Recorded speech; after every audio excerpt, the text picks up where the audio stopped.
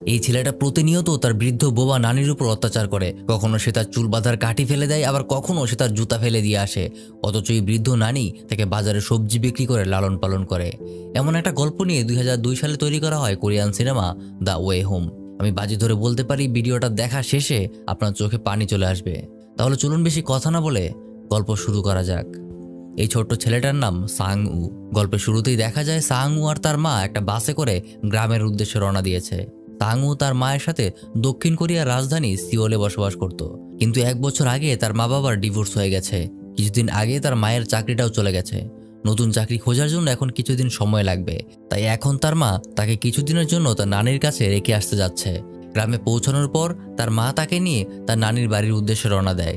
যাওয়ার সময় সাং উ কোনোভাবেই সেখানে যেতে চায় না, কিন্তু তার মা তাকে কিছুটা জোর করেই তার নানির কাছে নিয়ে আসে। কিন্তু এখানে এসে সাং উ এর একদমই ভালো লাগে না। তার মা এবং তার নানি যখন গল্প করছিল তখন সে বিরক্ত হয়ে নানির জুতাগুলোর উপরেই প্রস্রাব করতে থাকে। এরপর তার মা তাকে তার নানির সাথে কথা বলতে বলে, কিন্তু সে কোনো কথাই বলতে চায় না। এমনকি তার নানি তাকে স্পর্শ করতে গেলে সে তার হাত সরিয়ে দিয়ে বলে এই মহিলা খুবই নোংরা। তার নানি ছিল অনেক বয়স্ক আর বোবা একজন মানুষ। সে খুবই কষ্ট করে চলাফেরা করে এবং এই বাড়িতে সে একাই থাকে। কথাবার্তা শেষে সাংউকে রেখে তার মা আবার শহরে চলে যায়। সে চলে গেলে তার নানি তাকে আবারও স্পর্শ করতে যায়, তখন সে আবার তাকে সরিয়ে দেয়। তাই নানি মন খারাপ করে সামনে এগিয়ে যায়, আর সাংউ তাকে পেছন থেকে বোবা, কালা, কুজু এসব বিভিন্ন রকম খারাপ কথা বলে অপমান করতে থাকে। কিন্তু তার নানি তাকে কিছুই বলে না। সে তাকে তার সাথে বাড়িতে নিয়ে আসে। রাতের বেলা নানি তাকে যত্ন করে খাবার খাইয়ে দেয়, আর সাংউ বসে ভিডিও গেম খেলতে থাকে। পরদিন সকালে সিওল নামের একটা ছেলে ফল নিয়ে আসে। সাংউকে দেখার পর তার কাছে এসে তাকে বলে চলো আমরা বাইরে খেলতে যাই। কিন্তু সাংউ তার সাথে কোনো কথা বলে না। সে সারাদিন তার খেলনাগুলো নিয়ে বাড়িতে একাই খেলা করে। রাতের বেলা আবারও সে গেম খেলতে থাকে, আর তার নানি সেলাইয়ের কাজ করে। কিন্তু গেম খেলতে খেলতে হঠাৎ তার ডিভাইসের ব্যাটারি শেষ হয়ে যায়। পরদিন সকালে যখন তার নানি রান্না করছিল তখন সে তার নানির কাছে ব্যাটারি কেনার জন্য টাকা চায়, কিন্তু নানির কাছে তাকে দেওয়ার মতো কোনো টাকা ছিল না। এরপর দুপুরে যখন তার নানি জামা কাপড় ধুচ্ছিল তখন সে আবারও তার কাছে আসে এবং ব্যাটারি কেনার জন্য টাকা চায়, কিন্তু নানি বুকে হাত দিয়ে এমন একটা ইশারা করে। সাংউ এটার কোনো কিছুই বুঝে উঠতে পারে না। সে তার নানিকে ধাক্কা দিয়ে ফেলে সেখান থেকে চলে যায়। বাড়িতে এসে সাংউ সব জায়গায় টাকা খুঁজতে থাকে, কিন্তু কোথাও সে কোনো টাকা পায় না। আর যখন তার নানি বাসন ধুয়ে একটা জায়গায় রাখে তখন সে রেগে গিয়ে সেটা লাথি মেরে ভেঙে ফেলে। নানিকে আরো বেশি কষ্ট দেওয়ার জন্য সে চুরি করে নানির জুতাগুলিকে বাইরে ফেলে দিয়ে আসে। আর সেই জন্য এই বৃদ্ধ মহিলাকে খালি পায়ে পাথরের পাহাড় পাড়ি দিয়ে খুব কষ্ট করে পানি নিয়ে আসতে হয়। একদিন যখন তার নানি ঘুমিয়েছিল তখন সে তার নানির চুল থেকে চুল বাঁধার কাঠিটা খুলে নিয়ে যায়। সে ভাবে সেটাকে বিক্রি করে সে গেম খেলার ডিভাইসের ব্যাটারি কিনবে। এই ভেবে সে বাজারের উদ্দেশ্যে রওনা হয়, কিন্তু কিছুদূর গিয়েই সে তার পথ হারিয়ে ফেলে। তখন সে বুদ্ধি করে ধান খেতে কাজ করে এক লোকের কাছে জিজ্ঞাসা করে তার মার্কেটটা কোথায়। লোকটা তাকে রাস্তার উপরে দাগ কেটে দেখিয়ে দেয় যে কোন রাস্তা দিয়ে যেতে হবে।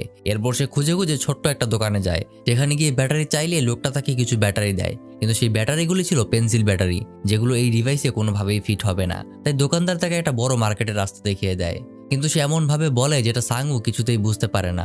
অনেকটা এইরকম, এদিক দিয়ে গিয়ে সোজা ডানে, তারপর বামে, তারপর বাম দিয়ে গিয়ে কিছুটা এগিয়ে আবার ডানে। যাই হোক, অনেক খোঁজাখুঁজির পর সাংউ কোন রকমে সেই বড় দোকানটা খুঁজে পায়, কিন্তু সেখানেও এই ডিভাইসটার ব্যাটারি পাওয়া যায় না। তাই সে মন খারাপ করে আবার বাড়ি ফিরতে শুরু করে। কিন্তু ঘুরতে ঘুরতে সে আসলে বাড়ি ফিরে রাস্তাটা ভুলে যায়। সে কোনোভাবেই চিনতে পারে না যে কোন রাস্তা দিয়ে সে বাড়ি ফিরবে। তাই সে রাস্তার ধারে বসেই কাঁদতে থাকে। তখন একটা লোক তাকে এভাবে কাঁদতে দেখে সাইকেলে করে আবার তাকে বাড়ি পৌঁছে দেয়। এদিকে অনেকক্ষণ তাকে বাড়িতে না পেয়ে তার নানি তাকে খুঁজতে বের হচ্ছিল, আর ঠিক সেই মুহূর্তেই সে বাড়িতে ঢুকছিল। সাংউ তার নানিকে দেখে ভাবছিল সে হয়তো চুরি করার জন্য তাকে বকবে, কিন্তু তার নানি তাকে কিছুই বলে না। এর কিছুদিন পর একদিন সে বারান্দায় শুয়েছিল, আর তখন বাইরে বৃষ্টি নামে। উঠানে তার নানি জামা কাপড়গুলো শুকাতে দিয়েছিল, কিন্তু হঠাৎ বৃষ্টি নেমে যাওয়ায় সেগুলো ভিজে যাচ্ছিল। সাংউ এটা দেখেও জামা কাপড়গুলো নিয়ে আসতে যায় না। প্রথমে সে শুধুমাত্র তার নিজের জামা কাপড়গুলোই নিয়ে আসছিল, কিন্তু কি মনে করে যেন সে তার নানির জামা কাপড়গুলিও নিয়ে আসে। আর তার কিছুক্ষণের মধ্যেই আবার বৃষ্টি থেমে যায়। তখন সে আবারও তার জামা কাপড়গুলি শুকাতে দেয়। এরপর তার নানি তাকে খাবার দেয়, কিন্তু সাংউ কিছুতেই খাবার খেতে চায় না। তার নানি তাকে খাবার খেয়ে নেওয়ার জন্য ইশারা করতে থাকে, কিন্তু সে কিছুই বুঝতে পারে না। তখন সাংউ বলে যে পিৎজা, বার্গার, চিকেন ফ্রাই এসব খাবে, এসব ছাড়া সে অন্য কিছুই খাবে না। কিন্তু গ্রামের বয়স্ক নানি পিৎজা, বার্গার আর চিকেন ফ্রাই কি জিনিস তাই জানতো না। তাই সে কিছুতেই বুঝতে পারে না যে তার নানি আসলে কি খেতে চায়। তাই সাংউ দৌড়ে গিয়ে তার ব্যাগের ভেতর থেকে একটা পেপার এনে তার নানিকে দেখায় যে কোনটা পিৎজা, কোনটা হ্যামবার্গার আর কোনটা চিকেন ফ্রাই। তার মূর্খ নানি পিৎজা আর বার্গারের কথা না বুঝলেও মুরগির ছবিটা দেখে সে বুঝে নেয় হয়তো তার নাতি মুরগি খেতে চায়। এরপর সে তার কাপড়ে তার নিজের ফলানো কিছু সবজি নিয়ে যায় বাজারে বিক্রি করতে। সেগুলো বিক্রি করে সে বাজার থেকে একটা মুরগি কিনে নিয়ে আসে। বৃষ্টিতে ভিজতে ভিজতে মুরগিটা নিয়ে এসে সে সেটা রান্না করে এবং রান্না শেষে পুরোটা নিয়ে সাঙ্গুয়ের সামনে রাখে। কিন্তু এটা দেখে সাঙ্গু কান্না শুরু করে দেয়, কারণ এটা ছিল একটা সিদ্ধ মুরগি, কিন্তু সে রেস্টুরেন্টে চিকেন ফ্রাই খেতে চেয়েছিল। তাই সেই খাবারটা কিছুতেই খেতে চায় না, সে চিকেন ফ্রাই খেতে চায়। তাই সেদিন রাতে খাবার না খেয়ে সে ঘুমিয়ে পড়ে। তার নানি খাবারগুলোকে তার পাশেই রেখে দেয়। অনেক রাতে তার ঘুম ভেঙে যায় এবং না খেয়ে থাকার কারণে তার খুব ক্ষুধা লাগে। আর ক্ষুধা সহ্য করতে না পেরে সে সেই সিদ্ধ মুরগিটাই খেতে শুরু করে। এদিকে দিনের বেলায় বৃষ্টিতে ভেজার কারণে তার নানির খুব জ্বর আসে। তাই সাঙ্গু নিজেই দুপুরে খাবার রান্না করে খায়। খাবার খাওয়ার পর সে বাইরে ঘুরতে বের হয়। যেতে যেতে সে হঠাৎ দেখতে পায় একটা মেয়ে চিৎকার করে কাকে যেন পালাতে বলছে। সামনে তাকিয়ে এসে দেখতে পায় সিউল নামে সেই ছেলেটাকে একটা খ্যাপা গরু তাড়া করছে, আর মেয়েটা থেকে গরু থেকে বাঁচার জন্য আরো জোরে দৌড়াতে বলছে। মেয়েটার নাম ছিল হেইয়ুন। সে নিজেও তার সাথে সিউলকে বাঁচানোর জন্য আরো জোরে দৌড়াতে বলে। তাদের কথা মতো দৌড়ে পাশে সরে গিয়ে সিউল গরুটা থেকে সেদিনের মতো বেঁচে যায়। আর এটা দেখে তারা দুজনেই খুব খুশি হয়। তখন সিউলও তাদেরকে ধন্যবাদ জানায়। কিন্তু তারা দুজন যখন সিউলকে দৌড়াতে বলছিল তখন সাংয়ের পায়ের চাপে হেইয়ুনের খেলনাগুলো ভেঙে যায়। হেইয়ুন তাকে সরি বলতে বললে সে কিছুই বলে না। এরপর একদিন সাংয়ের নানি কিছু সবজি তুলে সাংকে সাথে নিয়ে সেগুলো বাজারে বিক্রি করতে যায়। তারা দুজন বাসের জন্য অপেক্ষা করতে থাকে। অনেকক্ষণ পর একটা বাস আসলে তারা দুজন বাজারে যায়। বাজারে তার নানি সবজি বিক্রি করতে থাকে আর সাংু এদিক সেদিকে ঘুরে বেড়ায়। ঘুরতে ঘুরতে হঠাৎ সে হেইয়নকে দেখতে পায়, কিন্তু সে তার সাথে কোনো কথাই বলে না। একটু পর সাংু দেখে তার নানি কত কষ্ট করে সবজি বিক্রি করছে।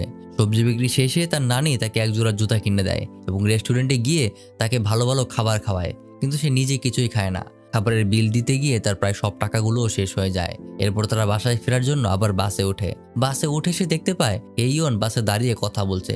সাংু ভাবে হেইয়ন হয়তো তার সাথেই কথা বলছে, কিন্তু একটু পর সে দেখতে পায় সে একটা মেয়ের সাথে কথা বলছিল। এটা দেখে তার আবার মন খারাপ হয়ে যায়। তার নানি আবারও তাকে ইশারায় জিজ্ঞাসা করে সে কিছু খেতে চায় কিনা। তখন পাশেই একটা বাচ্চাকে চকলেট খেতে দেখে সে বলে সে নিজেও চকলেট খাবে। তার নানি সেই চকলেট কিনতে নেমে যায়। চকলেট কেনার পর দোকানদারকে টাকা দিতে গেলে সেই দোকানদার সেই টাকাটা নেয় না, সেই চকলেটগুলো ফ্রিতেই তাকে দিয়ে দেয়। আর এর জন্য সাংয়ের নানি দোকানদারকে একটা সবজি উপহার হিসেবে দেয়। এদিকে বাসের ভেতর সিউল আর হেইয়ন গল্প করছিল আর সাংও তাদের পাশেই বসেছিল। তার নানি চকলেট আনতেই সে দৌড়ে গিয়ে সেটা নিয়ে নেয় এবং আবারও তার নিজের জায়গায় চলে যায়। বাস ছেড়ে দেওয়ার সময় হয়ে গেলে তার নানি জানালা দিয়ে একটা ব্যাগ সাংকে দিতে যায়, কিন্তু সাংু সেই ব্যাগটা কিছুতেই নিতে চায় না। তার নানি আবারও তাকে ব্যাগটা দিতে যায়, কিন্তু সাংু তার নানিকে পরের বাসে আসতে বলে। একটু পর বাস ছেড়ে দেয় আর বৃদ্ধ মহিলাটা একাই সেখানে দাঁড়িয়ে থাকে। বাস থেকে নেমে সাংু তার নানির জন্য অপেক্ষা করতে থাকে।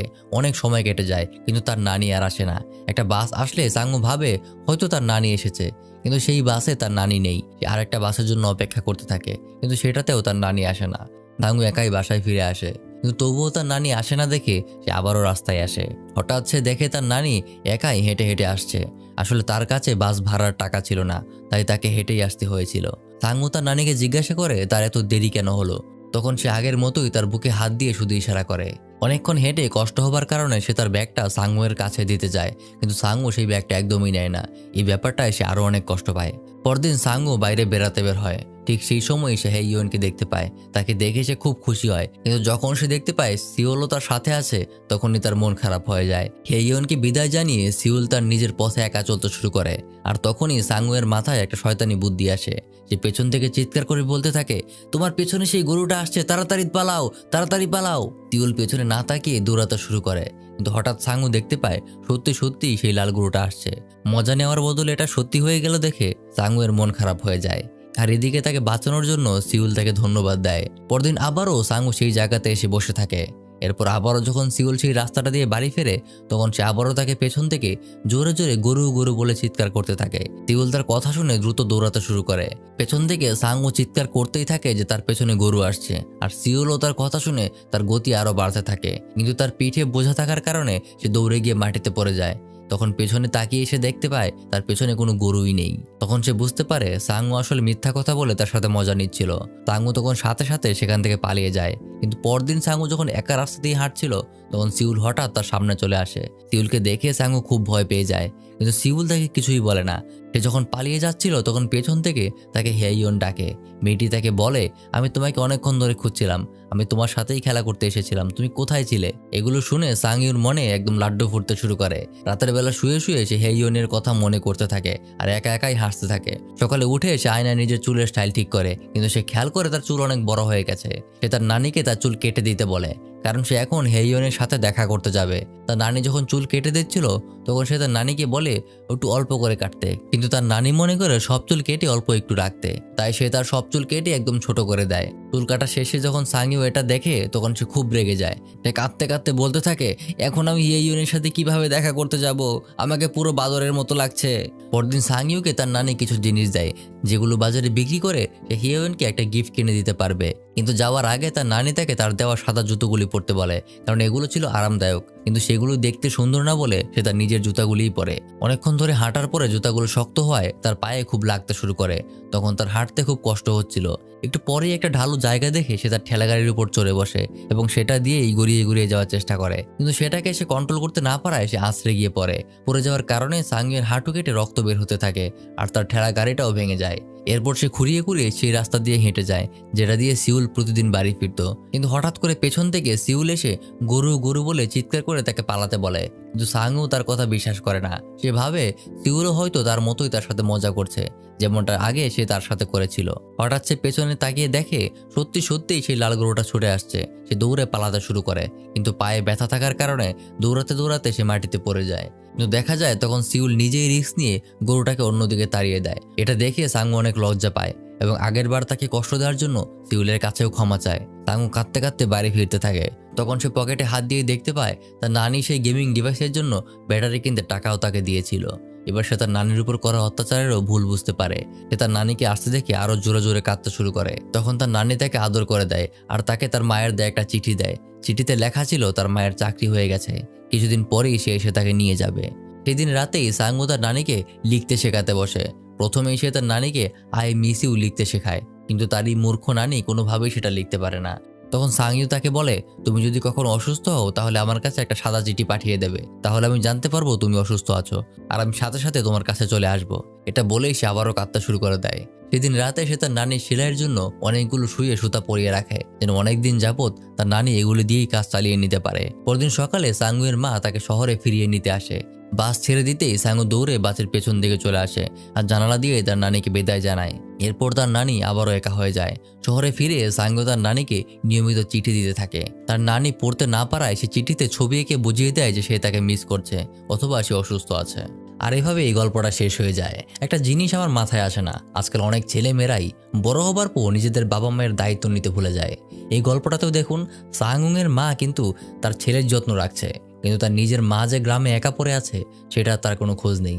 এটা শুধু গল্পে না, বাস্তবে অহরহ হয়। যে মা বাবা ছোটবেলায় তোমার পায়খানা পর্যন্ত পরিষ্কার করেছে, বড় হয়ে কেউ তাকে কিভাবে ভুলে যায় এটা আমি আসলেই বুঝতে পারি না। যাই হোক, এমনই আর একটা গল্পের জন্য ডান পাশের এই ভিডিওটাতে ক্লিক করুন, যেখানে একজন বাবা তার মেয়েকে বাঁচাতে নিজের জীবন পর্যন্ত বাজি ধরে।